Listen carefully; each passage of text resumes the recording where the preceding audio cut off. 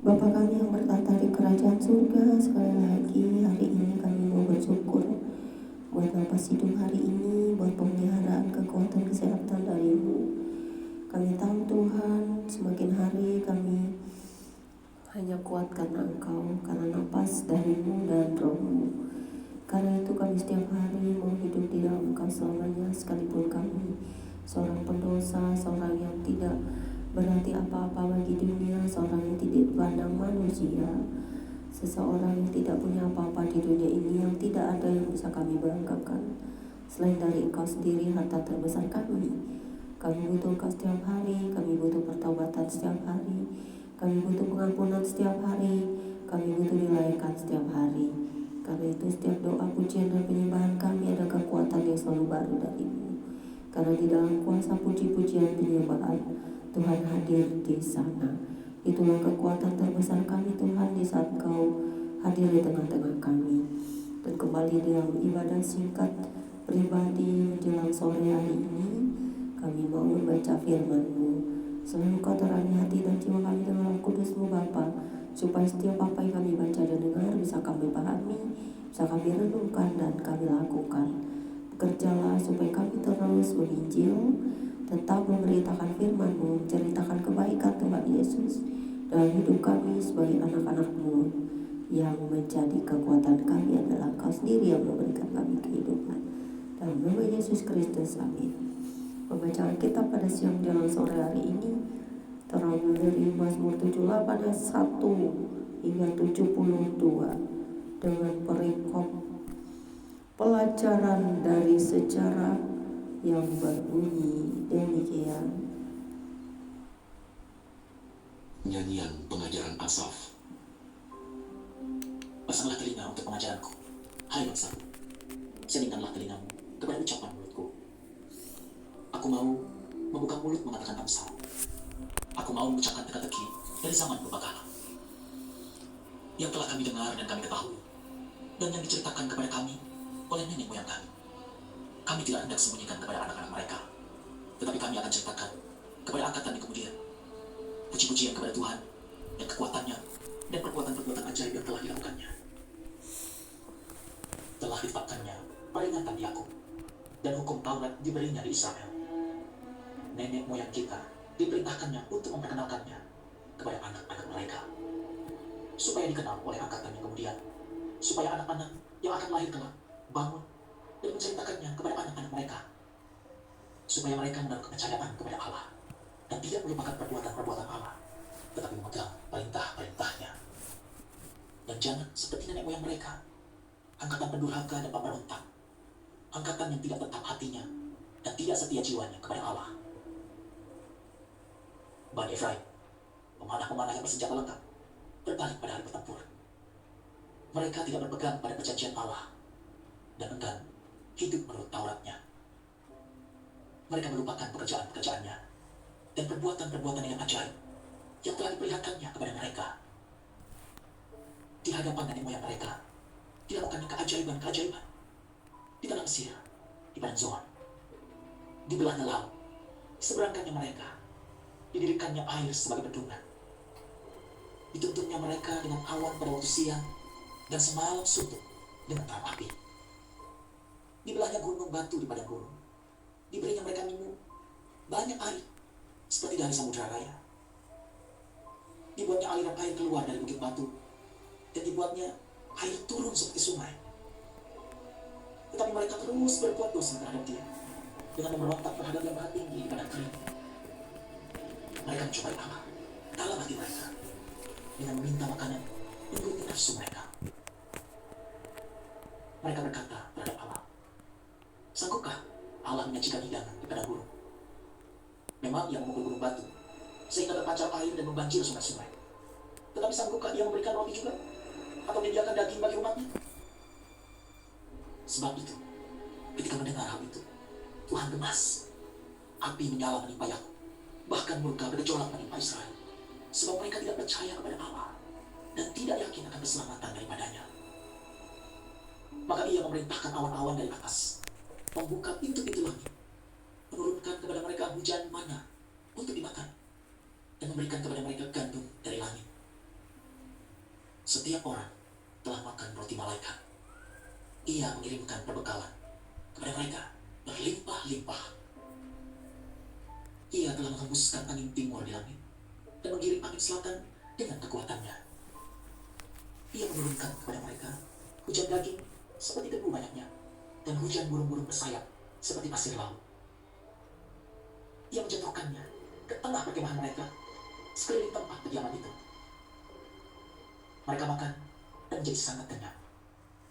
Ia memberikan kepada mereka apa yang mereka inginkan. Mereka belum merasa puas, sedang makanan masih ada di mulut mereka. Maka bangkitlah murka Allah terhadap mereka, yang membunuh gembong-gembong mereka dan menewaskan berulang orang Israel. Sekalipun demikian, mereka masih saja berbuat dosa dan tidak percaya kepada perbuatan-perbuatannya yang ajaib. Sebab itu, ia membuat hari-hari mereka habis dalam kesia-siaan dan tahun-tahun mereka dalam kekejutan. Apabila ia membunuh mereka, maka mereka mencari dia. Mereka berbalik dan mengingini Allah. Mereka teringat bahwa Allah adalah gunung batu mereka dan bahwa Allah yang maha tinggi adalah penebus mereka. Tetapi mereka memperdaya dia dengan mulut mereka dan dengan lidahnya mereka membohongi dia. Hati mereka tidak tetap pada dia dan mereka tidak setia pada perjanjiannya. Tetapi ia bersifat penyayang. Ia mengampuni kesalahan mereka dan tidak memusnahkan mereka. Banyak kali ia menahan murkanya dan tidak membangkitkan segenap amarahnya. Ia ingat bahwa mereka itu daging, angin yang berlalu, yang tidak akan kembali. Berapa kali mereka memberontak terhadap dia di padang gurun dan menyusahkan hatinya di padang belantara. Berulang kali mereka mencobai Allah, menyakiti hati yang kudus dari Israel. Mereka tidak ingat kepada kekuasaannya, kepada hari ia membebaskan mereka daripada lawan, ketika ia mengadakan tanda-tanda di Mesir dan mujizat-mujizat di padang Zoan. Ia mengubah menjadi darah sungai-sungai mereka dan aliran-aliran air mereka sehingga tidak terminum. Ia melepaskan kepada mereka lalat pikat yang memakan mereka dan katak-katak yang memusnahkan mereka. Ia memberikan hasil tanah mereka kepada ulat dan hasil jerih payah mereka kepada belalang. Ia mematikan pohon anggur mereka dengan hujan batu dan pohon-pohon ara mereka dengan embun beku. Ia membiarkan kawanan binatang mereka ditimpa hujan es dan ternak mereka disambar halilintar. Ia melepaskan kepada mereka murkanya yang menyala-nyala, kegemasan, kegeraman dan kesesakan, suatu pasukan malaikat yang membawa malapetaka. Ia membiarkan murkanya berkobar. Ia tidak mencegah jiwa mereka dari maut. Nyawa mereka diserahkannya kepada penyakit sampar. Dibunuhnya semua anak sulung di Mesir. Kegagahan mereka yang pertama-tama di kemah-kemah Ham. Disuruhnya umatnya berangkat seperti domba-domba. Dipimpinnya mereka seperti kawanan hewan di padang gurun. Dituntunnya mereka dengan tenteram sehingga tidak gemetar sedang musuh mereka dilingkupi laut. Dibawanya mereka ke tanahnya yang kudus, yang di pegunungan ini, yang diperoleh tangan kanannya. Dihalaunya bangsa-bangsa dari depan mereka. Dibagi-bagikannya kepada mereka tanah pusaka dengan tali pemukul, dan disuruhnya suku-suku Israel mendiami kemah-kemah mereka itu. Tetapi mereka mencobai dan memberontak terhadap Allah yang maha tinggi dan tidak berpegang pada peringatan-peringatannya. Mereka murtad dan berkhianat seperti nenek moyang mereka, berubah seperti busur yang memperdaya. Mereka menyakiti hatinya dengan bukit-bukit pengorbanan mereka, membuat dia cemburu dengan patung-patung mereka. Ketika Allah mendengarnya, yang jadi emas, ia menolak Israel sama sekali. Ia membuang kediaman di Silo, kemah yang didiaminya di antara manusia. Ia membiarkan kekuatannya tertawan. Ia membiarkan kehormatannya jatuh ke tangan lawan. Ia membiarkan umatnya dimakan pedang, dan gemaslah ia atas miliknya sendiri. Anak-anak teruna mereka dimakan api, dan anak-anak darah mereka tidak lagi dipuja dengan nyanyian perkawinan. Imam-imam mereka gugur oleh pedang, dan janda-janda mereka tidak dapat menangis. Lalu penjagalah Tuhan, seperti orang yang tertidur, seperti pahlawan yang siuman dari mabuk anggur. Ia memukul mundur para lawannya. Ia menyebabkan mereka mendapat celah untuk selama-lamanya. Ia menolak kemah Yusuf, dan suku Efraim tidak dipilihnya, tetapi ia memilih suku Yehuda, gunung Sion yang dikasihinya. Ia membangun tempat kudusnya setinggi langit, laksana bumi yang didasarkannya untuk selama-lamanya.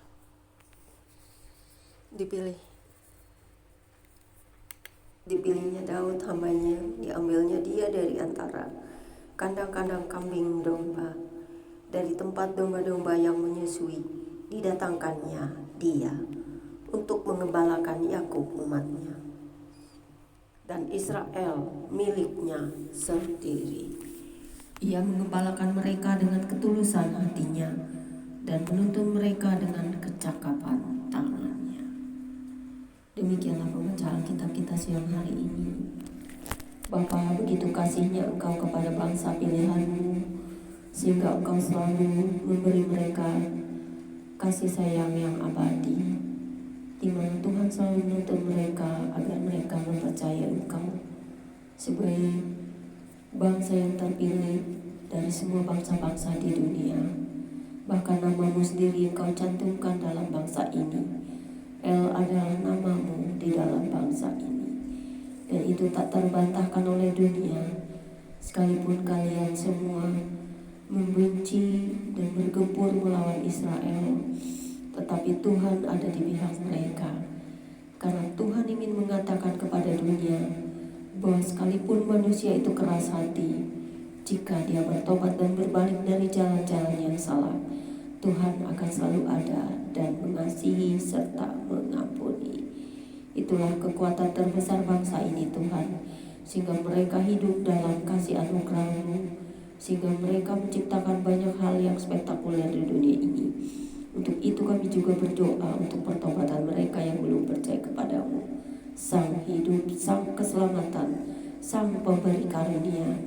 Dan itulah sesungguhnya mengapa kami tetap cinta Israel hingga hari ini, tetap mengasihi suku keturunan Yehuda, di mana Tuhan Yesus telah datang ke sana dan hidup sebagai manusia biasa.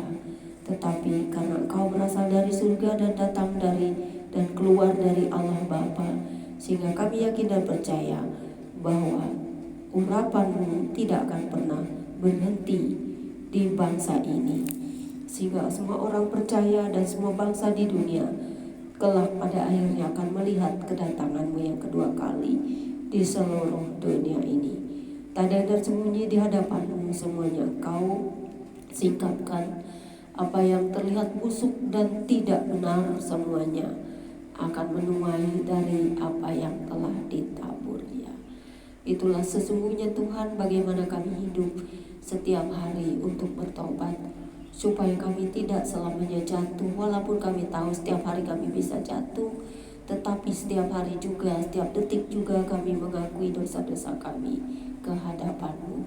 Baik doa pribadi, baik doa yang tak terkatakan hanya dengan hati, baik semua mulut kami yang selalu ingin masuk dalam hadirat-Mu. Layakkan kami ya Bapa dalam pembenaran pertobatan kami setiap hari, kebenaran Yesus Kristus dalam cinta kasih-Mu, kebenaran salib-Mu dan fakta sejarah bahwa Engkau pernah ada di dunia ini, pernah datang dan menjadi manusia, sehingga Engkau merasakan bagaimana kami sebagai manusia, tetapi Engkau tidak berdosa. Engkau suci karena Engkau lahir dari Bapa, Engkau keluar dari Bapa karena Engkau adalah firman yang hidup yang keluar dari Bapa. Mengapa kami sangat percaya akan Allah Tritunggal? Karena satu kesatuan mutlak yang tak terbantahkan, yang kami sendiri sudah melihat, kami sendiri sudah membuktikan, kami juga sudah merasakan. Tiada karunia yang besar selain daripada itu Tuhan. Seperti Stefanus yang melihat Roh Kudus, begitu juga dengan Rasul Paulus, bahkan nabi-nabi zaman dulu yang bertemu muka dengan muka kepada-Mu. Itulah kebahagiaan sejati kami, bisa bertemu dengan pencipta kami, bisa mengenal kasih karunia, bisa tahu, bahkan diberi talenta yang besar, sehingga kami bisa berdoa bagi pertobatan kami juga, bagi dunia, untuk datang kepada-Mu, untuk percaya sekalipun di mana-mana terjadi kegoncangan karena kejahatan penolakan akan kasih karunia.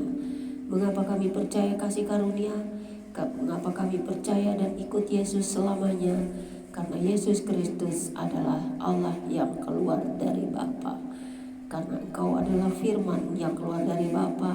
Artinya kami percaya bahwa firman itu adalah Allah sendiri, sehingga kami bisa bertemu, melihat, bahkan merasakan kasih-Mu.